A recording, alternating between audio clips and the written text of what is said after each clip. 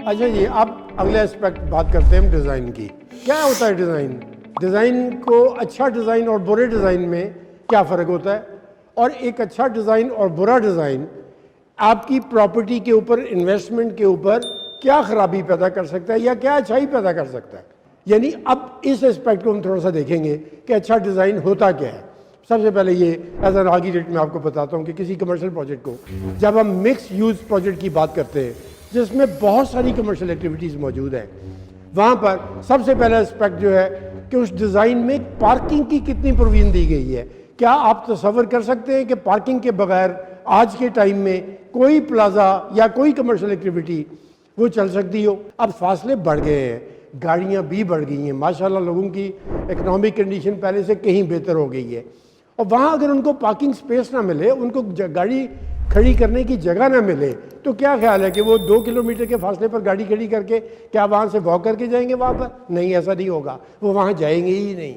अब बहुत से डेवलपर्स की कोशिश ये होती है कि हम पार्किंग को रिड्यूस कर लें, क्योंकि वो कॉस्ट उनकी दुकानों पर बढ़ रही होती है, उनका प्रॉफिट मिनिमाइज हो रहा होता है उसकी वजह से, तो वो कोशिश करते हैं कि किसी तरह से पार्किंग को कम कर लें।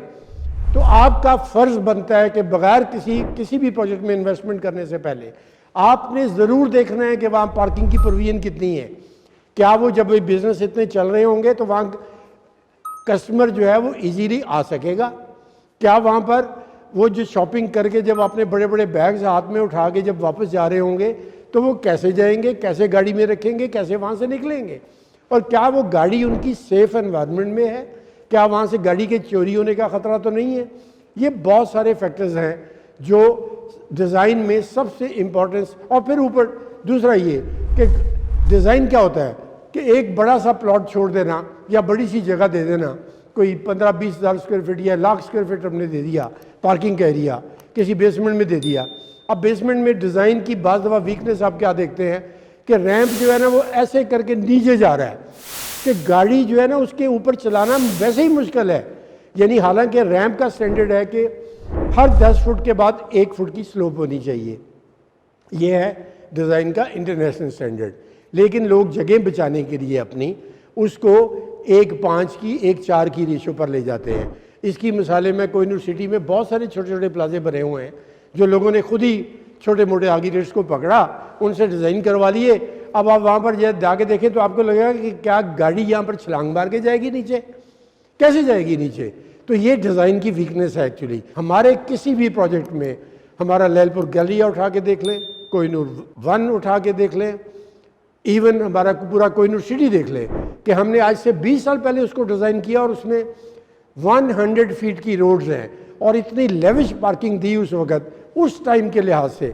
उस वक़्त हालांकि इतनी ज़रूरत नहीं थी कि आज लोग उसको इंजॉय करते हैं, और उसकी वजह से वहाँ पर प्रॉपर्टी की वैल्यूज़ बढ़ी इस डिज़ाइन के फीचर्स की वजह से।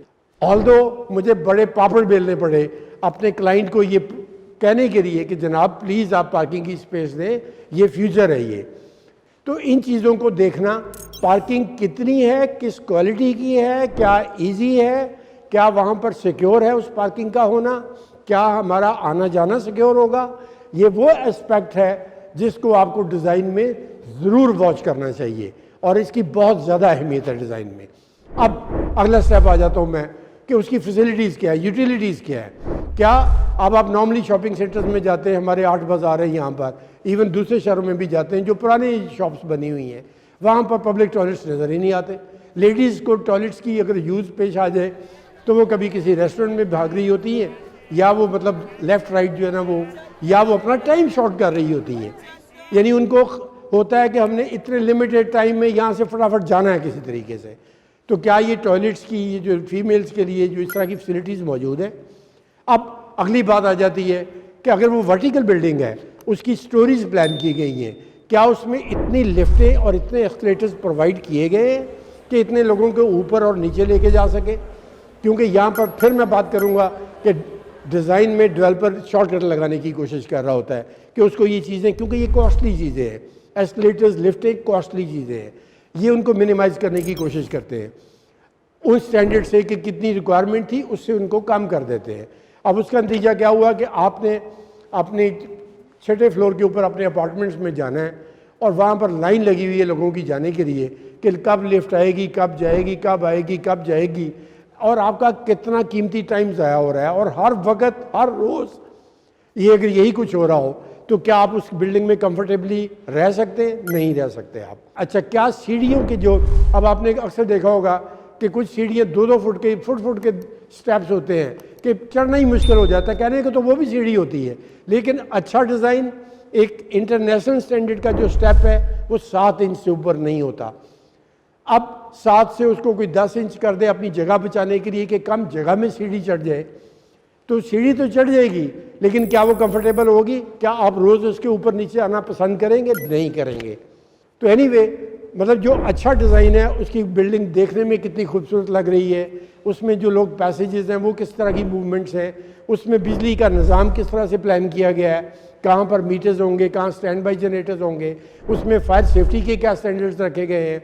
खुदा न खास्ता आग लग जाती है तो क्या आपको वहाँ पर रास्ते रखे गए हैं कि वहाँ तक वो चीज़ें प्रोवाइड हो सके?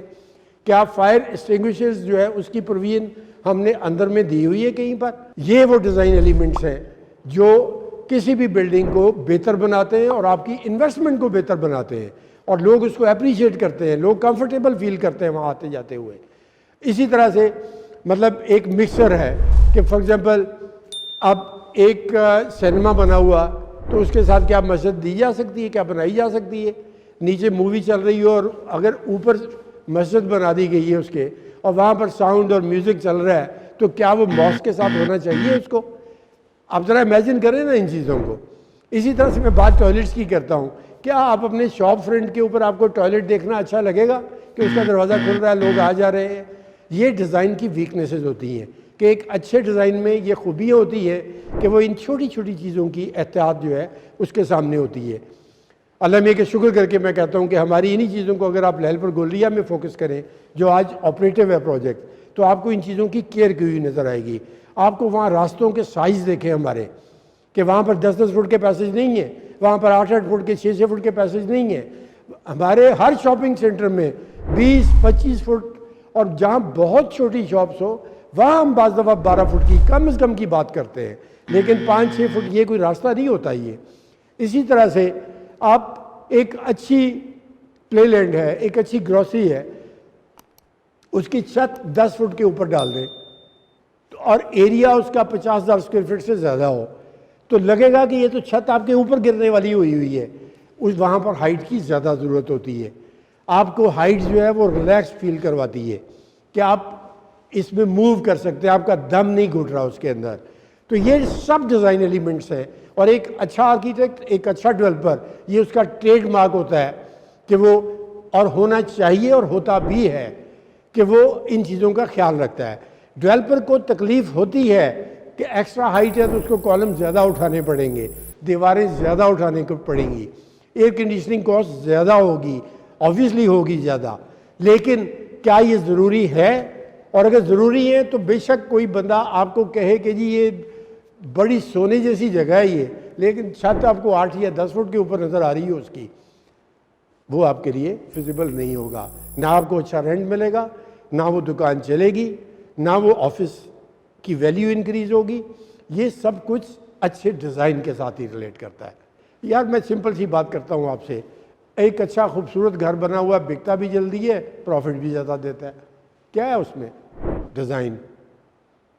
बाकी मटेरियल तो वही लगना था, छतें भी वही डलनी थी, दरवाजे भी वही होने थे, बाथरूम भी वही होने थे, फ्लोर भी वही होने थे, लेकिन उसको क्राफ्ट कैसे किया गया है। आप एक अच्छे दर्जी के पास जाते हैं, आज ब्रांड क्यों चल रहे हैं, आप एक मोहल्ले के दर्जी के पास चले जाए, वहाँ से आप कहते हैं मैंने कोट पैंट वहाँ से नहीं सिलवाना, उसको तो बेचारे को स्टिच करना ही नहीं आता, सीना ही नहीं आता, तो आप उससे क्यों एक्सपेक्ट करते हो ये? इसी तरह से एक डेवलपर जिसका एक्सपोजर नहीं है, जिसको पता ही नहीं है कि वो दुनिया कहाँ जा रही है, उससे आप कैसे उम्मीद रखते हो कि वो अच्छा डिज़ाइन भी आपको दे देगा या किसी अच्छे आर्किटेक्ट को भी हायर कर लेगा?